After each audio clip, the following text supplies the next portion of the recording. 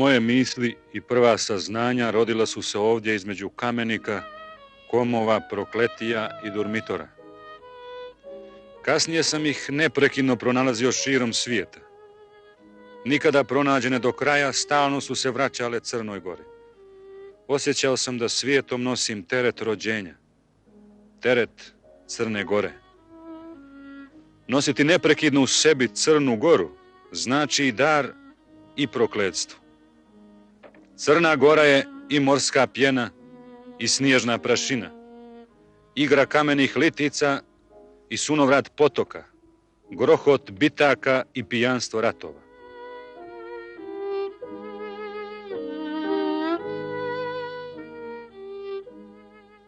Trmanj je rodno mjesto narodnog heroja Veljka Vlahovića.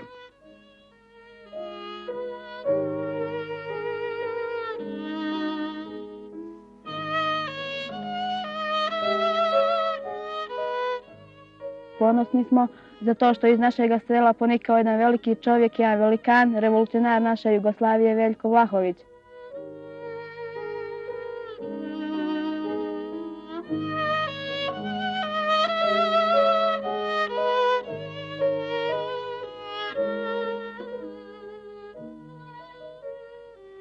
Veljko je odavde krenuo na put ka Beogradu, Pragu, Parizu, Španiji i Moskvi, ka teškim iskušenjima i velikim pobjedama.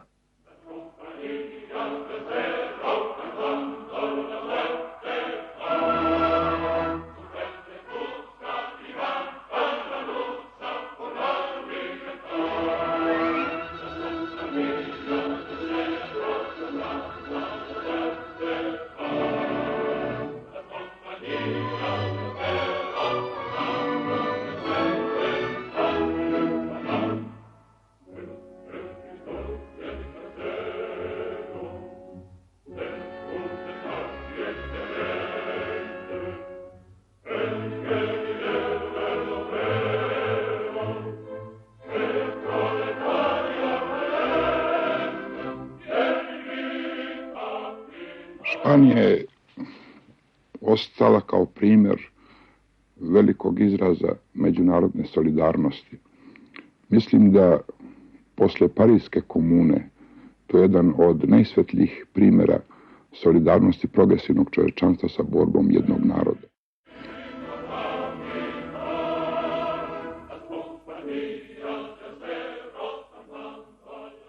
Pjesmu Naše pismo, štampanu u španskom listu Dimitrovac, Savo Dragojević posvećuje ranjenom drugu Veljku Vlahoviću.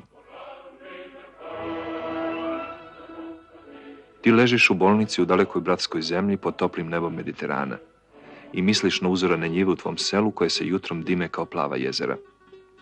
Misliš na nas koji smo ostali ovdje, na nas koji smo s tobom, jer tvoja izgubljena noga pod bedemima našeg grada odsječeni je komad našeg mesa, komad srca.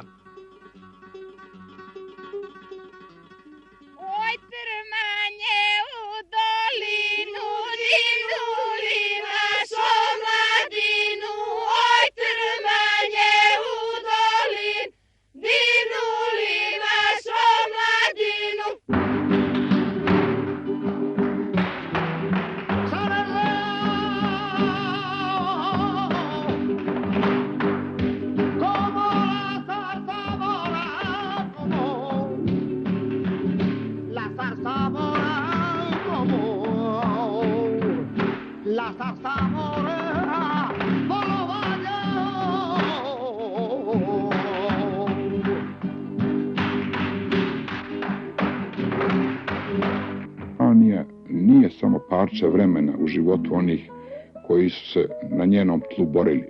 Španija nije ni slučajna bura istorije, niti njen kapric. Španija je kamen stanac na kome je ponosno stajalo jedno borbeno pokoljenje. Ona nas je natovarila poklonima, vjerom u sebe i druga pored sebe, preziranjem patnji i rana smrti.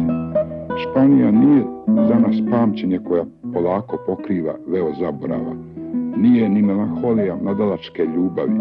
To je nepresušeni izvor otkrivene ljepote revolucionarne borbe.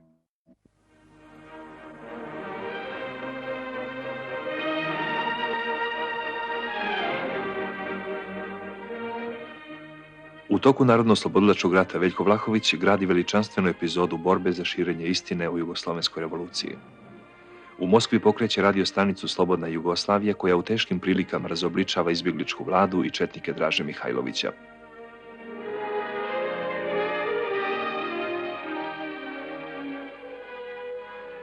Jedan Veljkov razgovor sa našim kolegama iz Beogradske televizije postao je dokument od trajne vrijednosti.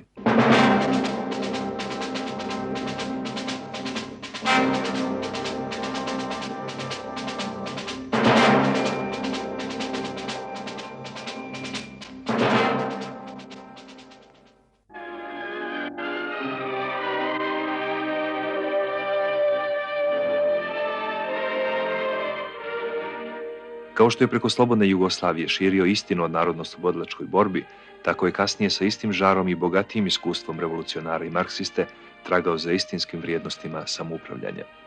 Kada govorimo o jedinstvu, ponekad zaboravljamo činjenicu da su naši narodi u borbi za ovo što danas imamo i u borbi za razvoj samoupravnog društva zaorali novu brazdu koju još nijedan drugi narod nije isprobao.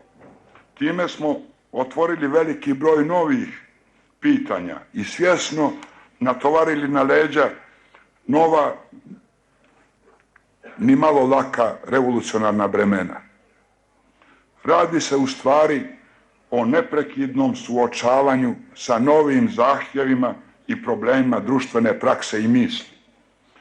Radi se i o suočavanju sa budućnošću ove zemlje, sa generacijama koje tek pristižu. Jednom riječju, radi se o nastavku revolucije.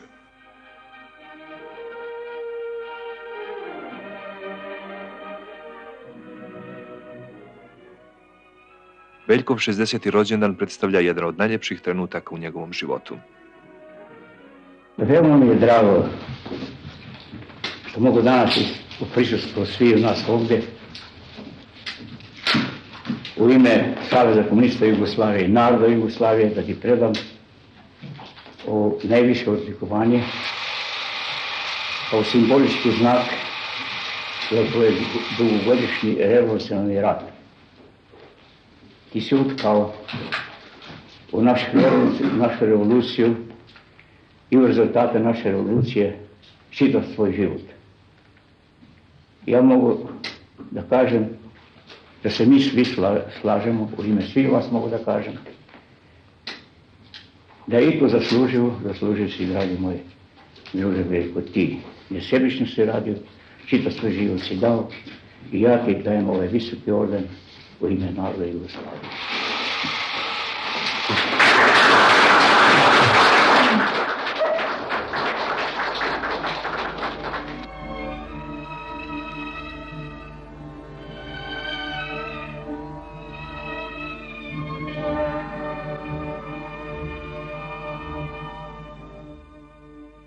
Bez čvrstog moralno-političkog jedinstva komunista ne može biti ni bržeg razvoja samoupravljanja, ni dinamičnijeg razvoja socijalističke demokratije. Ne treba mnogo pameti da se shvati u šta bi se izvrgla demokratija u slučaju nejedinstva komunista.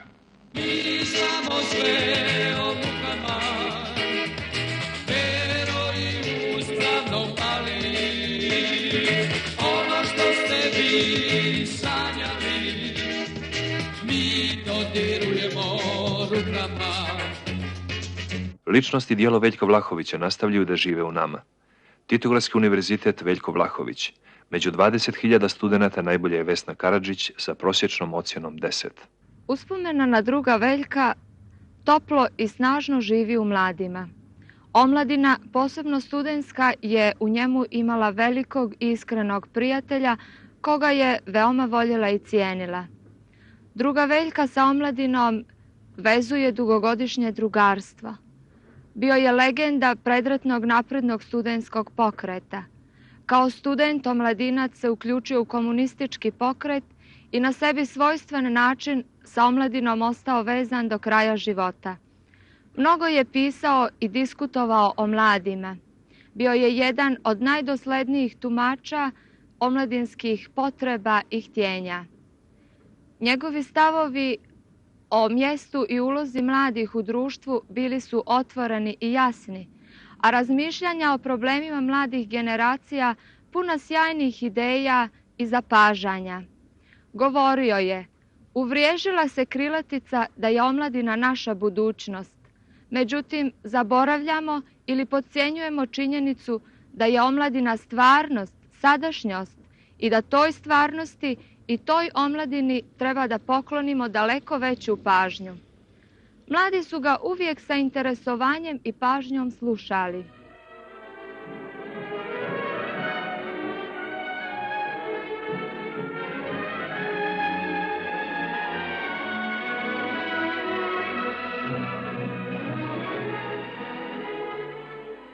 Crnogorski novinari u znak poštovanja prema publicističkom dijelu istaknutog revolucionara odlučili su da svoju uglednu godišnju nagradu uzdignu do Veljkovog imena.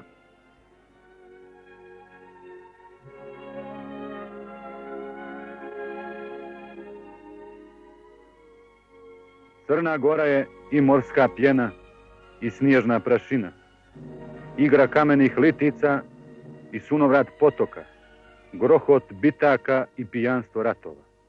Crna Gora nikada nije molila da je ne kažnjavaju zbog ljubavi prema slobodi, ali nikada nije shvatila zbog čega je ta ljubav grijeh. To je zemlja najvećih krajnosti, dubokog mraka i raskošne svjetlosti, slobodni zatočenik i usužnjena sloboda.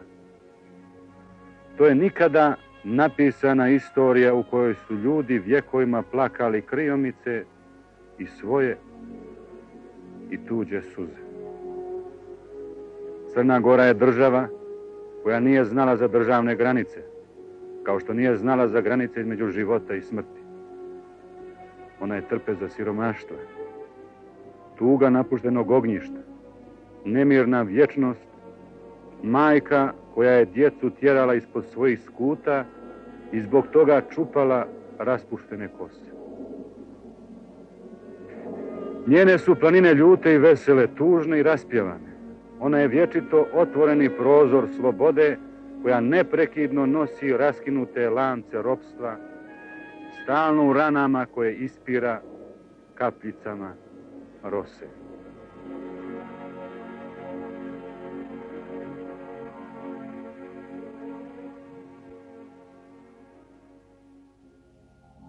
A neposredno poslije Veljkove smrti u martu 1975. godine radnici brodogradilišta u Bijeloj svom kolektivu daju ime Veljko Vlahović. Toga dana najveći dok u ovom brodogradilištu, jedan od najvećih u Jugoslaviji, bio je pun. Primio je brod od 118.000 tona nosivosti. Ni danas brodogradilište u Bijeloj, izranjavano od katastrofalnog zemljotresa, nije bez posla. U velikom doku zatekli smo brod Nova Gorica. 800 radnika čini sve da proizvodnju u brodogradilištu ne stane, iako su uslovi za rad izuzetno teški. Ovo su bivše obale. Ove mašine poslije zemljotresa bile su u moru. Evo ih danas u improvizovanoj hali.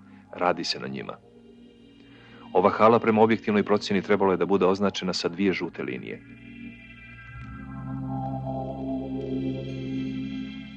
Rad se ovdje i dalje odvija jer su ugovoreni neodložni poslovi. Kažu da bi posljedice stihije mogle biti potpuno otklonjene za 3-4 godine ako bi sredstva blagovremeno pristizala. Razmišljaju i o novinama u proizvodnom programu kako bi sigurnije dočekali buduće dane. Pričaju istiniti detalj. 15. aprila cijel prostor brodogradilište je uzdrman. Obale, gatovi, hale, upravna zgrada. Slika je potpuno izmijenjena. Ostala je na svom mjestu jedino spomen biste Veljka Vlahovića, čije ime kolektiv nosi već 5 godina.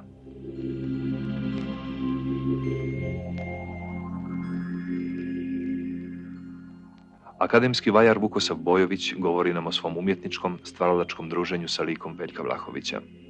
Počelo je to prije 3 godine otprilike, kad je matematička gimnazija u Beogradu dobila ime Veljka Vlahovića. Onda direktor i zbor njihov ljudi donijeli su odluku da ispred svoje škole postave spomen obilježje i da tu bude bista Veljka Vlahovića. Izbor je pao na mene.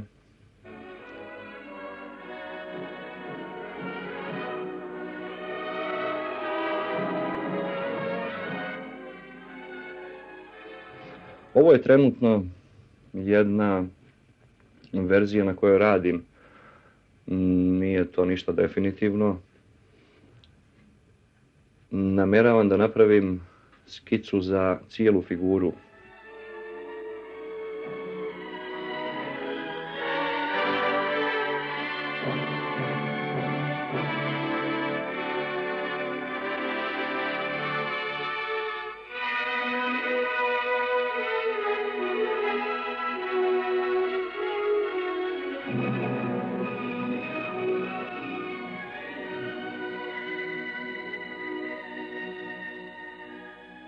Čovjek treba uvijek da bude čovjek, da pokuša da to uvijek ostane. I to ne u onom smislu kad se to čovjek piše velikim č, nego u smislu ljudskosti, u smislu sadržajnosti njegovog rada.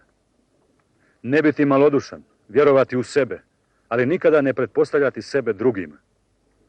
Čovjek vrijedi onoliko koliko ga prihvate drugi, koliko u najboljem smislu može da utiče na druge, ali i onoliko koliko pozitivno drugi mogu da utiču na njega. Ne dopuštiti da individualne prednosti zakržaju.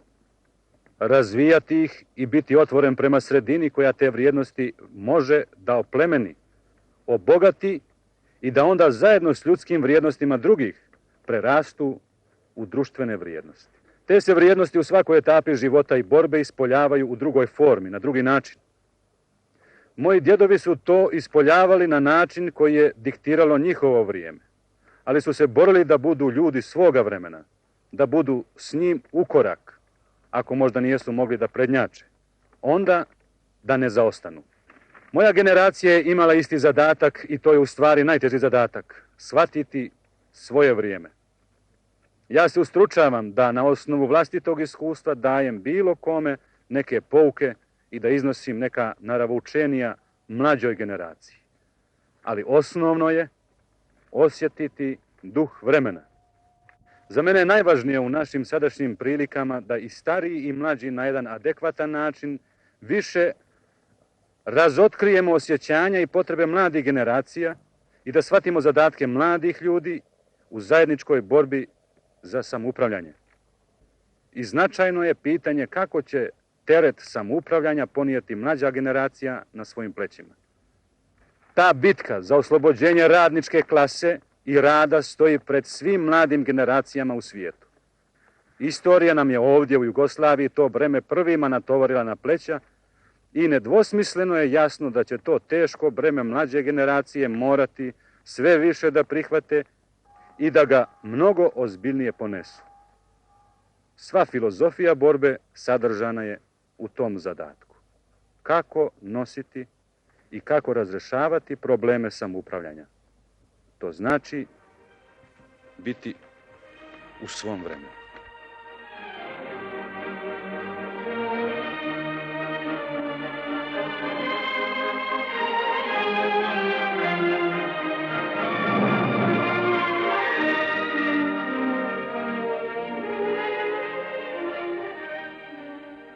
Trmanje je dobilo novi put. Mladi Vlahovići iz rovačkih sela lakše će odlaziti u svijet. Ali pamte Veljkovu stazu jer ona vodi pravom cilju, čovjeku i čovječnosti.